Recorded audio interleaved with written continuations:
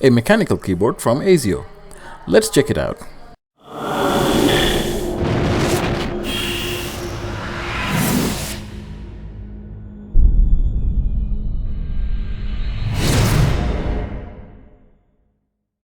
The keyboard we are looking at is MGK1 by Azio. It retails here in Australia for about $130, which puts it near the upper entry-level sort of margin.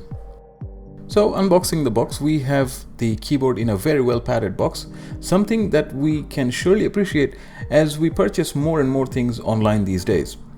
I wonder who holds the unofficial record for throwing parcels into a delivery van from the greatest distance. Moving on. The keyboard layout is standard Windows keyboard layout, or in other words, Windows Natural Keyboard. This was one of the reasons why I picked up the keyboard, and I'll explain why further in this video. At the first glance, the keyboard does appear to be made very well. Build quality is fantastic. The aluminum surface behind the keys gives it a bit of character as well.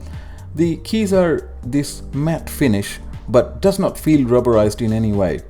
Same goes with the wrist rest. It's all plain plastic. And despite how it looks, it has no rubber or special coating or anything like that. I would tend to think that this is good as it is neutral. Some may sweat more with rubber or surface that can feel warmer to touch. There is a volume controller at the top right and a mute toggle as well. Nice and handy. The USB connector is gold plated. The cable is braided and reinforced. Typical of what we'd expect in a gaming keyboard, as if we need to tie a cow with this cord or something. The bottom of this keyboard is predominantly red. Excuse me. The bottom of this keyboard is predominantly red. There are rubber footings that prevents the keyboard from sliding around, and it does so quite well actually. Coming back to the layout, it is standard Windows keyboard, so all buttons and their positioning is determined by standard practice. Benefit is huge for a guy like me who spends a given amount of time on different computers on daily basis for work purposes. Different keyboard layouts throws me off. First time I started to type was back at 1988 when there were no Windows keyboard, but the overall layout has remained approximately similar since. The muscle memory is too strong to be interrupted, and there are many people in this same boat. So standard layout is good stuff, except they attempted to be fancy and printed some keys incorrectly. For example, how they printed the comma or dot button, the function remains the same. The symbols are printed such that you hold shift key to type the letter, except you don't. Confused? Let me show you. Standard layout, shift key shows an up arrow. So to reach the symbol printed in the upper line of the key, we hold shift. In case of this keyboard, shift itself is printed what appears on the upper line, but gives you the symbol from the lower line. I know we are picking on a minor issue here, but I would agree that this is fashion before I agree the keyboard's print is fashionable. There are some other implications with this as well, but let's move on. I noticed a bit of flex with the wrist rest, but that doesn't bother me at all. With regards to the backlighting, it is simple and white, one-tone light.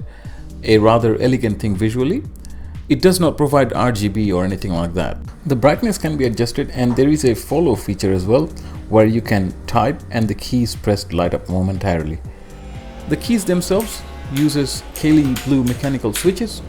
While it is not perhaps the best out there, as far as I've used it under any situation, be it gaming or general typing, the response has been pretty good. It is a noisy process. In an office situation, people will know up to a good distance that you are using the keyboard, but that is to be expected.